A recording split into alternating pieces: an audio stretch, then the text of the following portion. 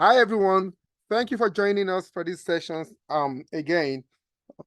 For the next set of lectures, we'll be talking about a series of topics that are very important. They're important because whenever we talk about analysis, one of the great pitfalls that analysts confront is sometimes we think that we can analyze data, draw useful inferences without really understanding the mechanisms generating that data. And it is difficult to conduct rigorous analysis and draw accurate inferences if we don't really understand the logic of the process that generates that data. So in the next series of conversations, we will talk about the issues how we design the processes that generate this data, and the issues and why we design things this way. So we'll be talking about two key planks, two key design approaches that generate multi-level data. The first one, we'll talk about surveys, and we will talk about the different kinds of surveys and under what circumstances surveys would generate complex data. And then we would move on to trials and talk about cluster randomized trials.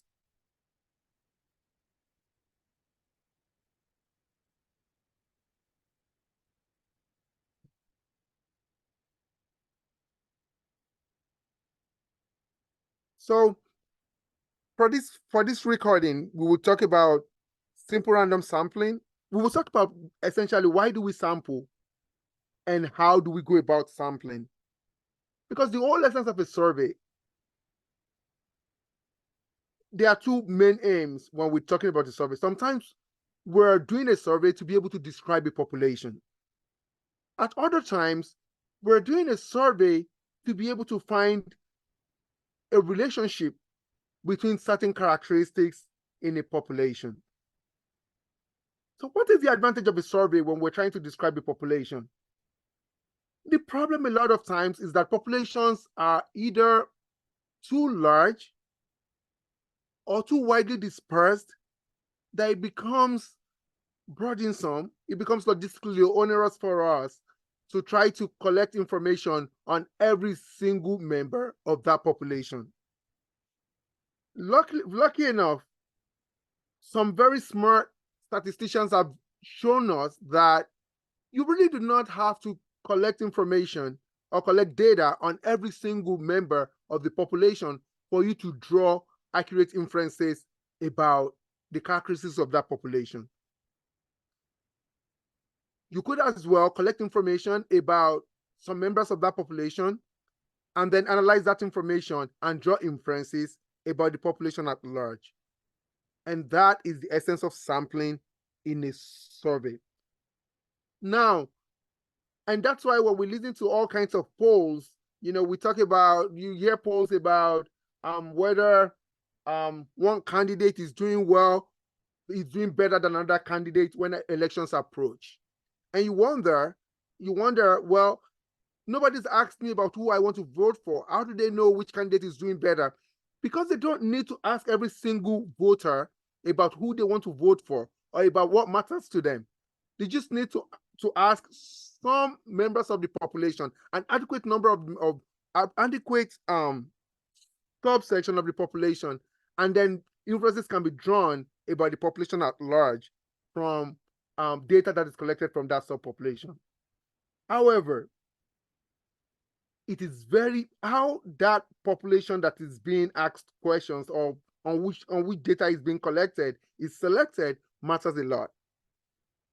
Because the validity of the inference that we draw about the population depends heavily on how the subsegment, which we essentially call the sample population, how the sample population is drawn from the population at large. And there are different ways of drawing this sample. Sometimes people do what we call a simple random sampling. And what do people do with a simple random sampling? Is that, well, we look at everybody who is in the population which is what we call the census. A census is essentially counting, including every single member of that population. And then from the whole sample, we directly select a subsection. For instance, say we are interested in understanding what is the attitude of doctors to presidential candidates in an election. What a census would constitute would be the list of every single person who's registered as a physician, in this domain. And what a simple random sample would look like is to say, let's get the list of every single person, and then let's draw a population from this. Let's draw our sample from this population. Now, how we draw our sample from that population is what we call the sampling frame. Often you see people who just draw a sample conveniently from the population. They might say, well, the first 20 doctors that arrive at a meeting, the information will be collected from those 20 doctors about which presidential candidate they are well disposed to. And then based on that information, we are going to generalize and talk about what candidates are more popular with doctors or not. Of course, the first 20 doctors who arrive at a meeting most likely are different from most other members of the community. These are probably doctors who work in a specialty that doesn't work around the time when this meeting is scheduled for. Therefore, the information you collect from such a sample may not be valid in terms of generalizing such an information or such data to the larger population or to the full population of doctors. Now, how do we go about to ensure that the information we draw actually represents what would have happened, what we would have known if we had asked the whole population? That is the essence of having a sampling frame that is probabilistic. A sampling frame, when we say probabilistic, it means that we at least know the probability that each individual in the population is sampled. Well,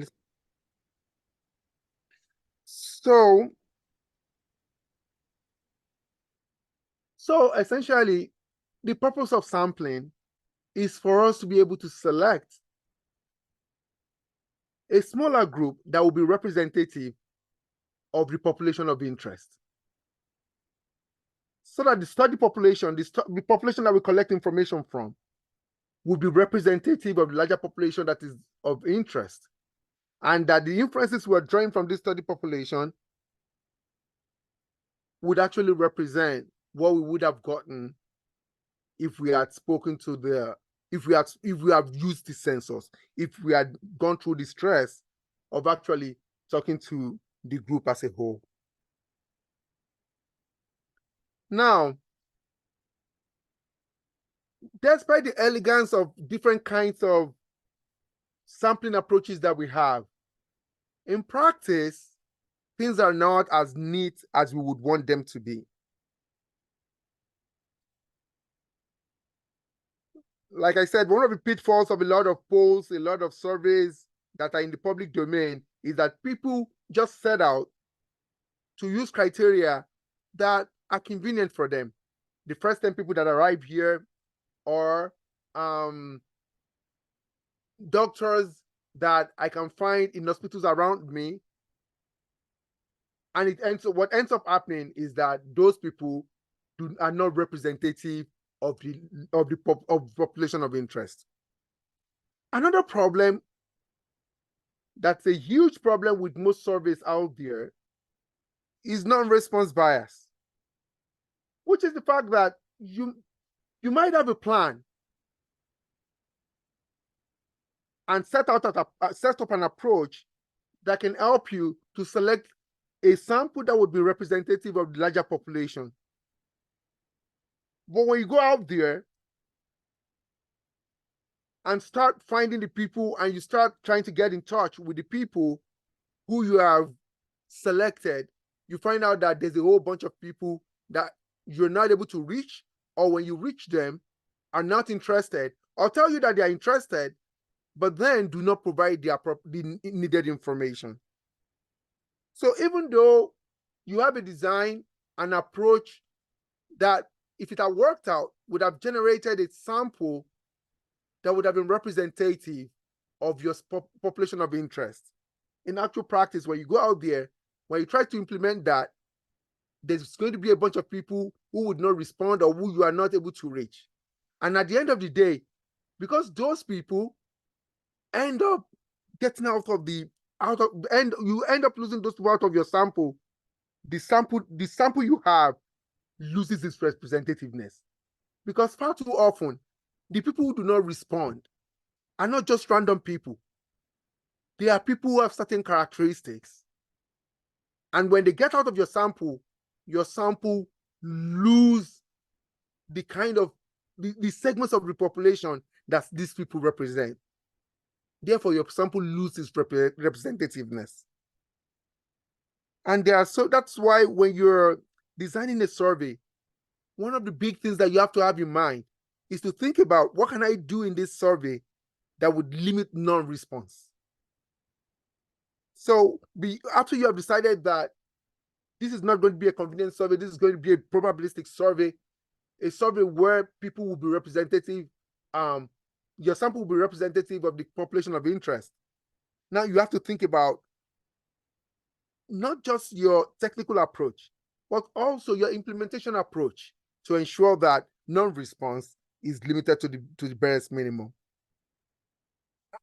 And part of that process is to think about, what is the participant burden? Meaning that, how much stress do participants need to go through to be able to provide you the information that they want? Sometimes you look at some surveys, the surveys are so long that participants would spend hours and hours responding to the surveys. Far too often, even if you find participants, even if they answer some of the questions on the survey, they end up abandoning a bunch of them. Sometimes you need to think about whether just giving people the survey instruments and asking them to respond would be the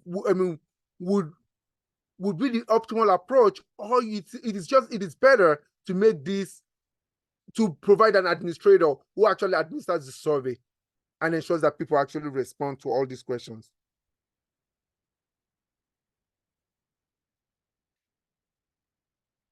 Sometimes you're distributing a survey where the language is difficult for people in the target audience to understand. Sometimes it's not just issues of the nature of the language, but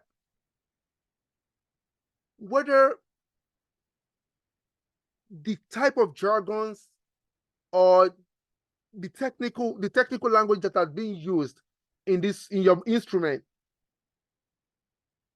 is actually familiar enough for your target audience to be able to provide comprehensive information or valid information about the phenomena that you are interested in studying in the larger population. So these are general pitfalls that we need to think about beyond, we're going to talk about the technical issues that we need to think about in designing our survey to ensure that our survey ends up being probabilistic in nature rather than being convenient. But also, we need, beyond those technical issues, we need to think about the practical issues that can lead to missing data, that can lead to non-response among our population. And non-response comes in two ways. One, you might miss out participants altogether, and you can figure out that ahead of time.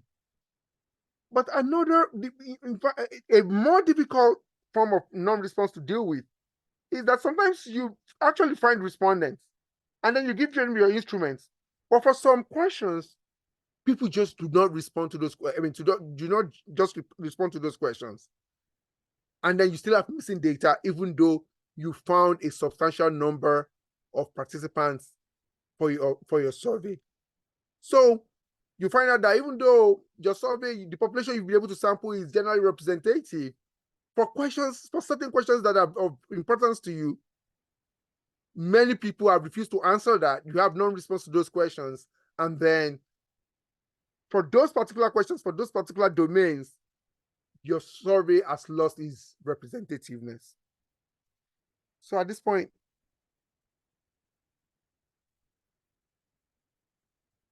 we will talk about, I had earlier mentioned what a census is.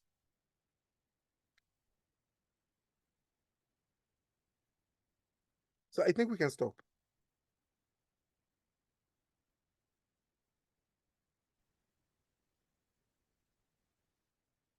So the last concept I'm going to explain here before we actually start talking about the different ways in which we can draw a sample is to talk about, the sampling frame and the sampling plan. So, in general epidemiology, when the reason why we're talking about this sampling altogether is that we have a target population in mind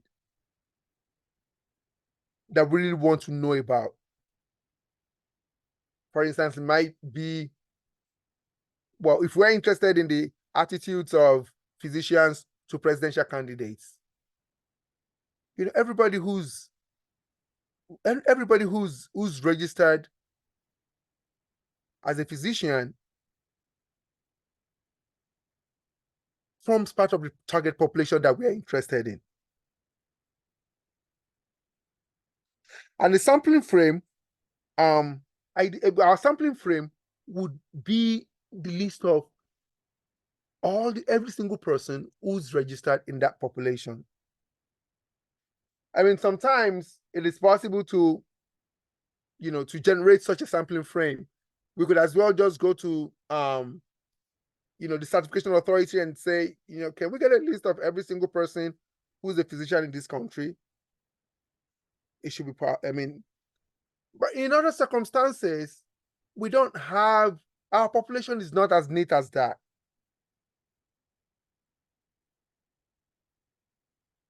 Say, we're interested in